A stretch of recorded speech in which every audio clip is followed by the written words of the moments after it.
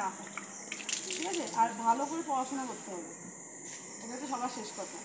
আর ছেলেদের উদ্দেশ্যে কিছু কথা, যে তোমার বন্ধু বান্ধবী যদি এরকম কিছু বলে, তোমরা কাউকে কোনো বিরক্ত করবে না, ঠিক আছে? অনেক সময় অনেকে হতেই পারে তুমি ওই বান্ধবীর হয়ে তার মা বাবাকে বা স্যারকে এসে বলে, স্যার ওই ছেলেটা কিন্তু ওকে অনেক দিন উত্তপ্ত করছে, ও গিয়ে বারণ করছে, তারপরেও ও শুনছে না। তোমারও কিন্তু দায়িত্ব আছে তোমার বন্ধুর প্রতি, তাই তো?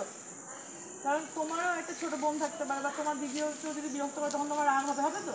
সেরকম তোমার বান্ধবীকেও যদি কেউ বিরক্ত করে তোমার কিন্তু রাগ হওয়া উচিত। সেক্ষেত্রে কী করবো, আমার আইন হাতে তুলে নেবো, তাকে মারধর করে ইয়ে করে দেবো? সেটা না।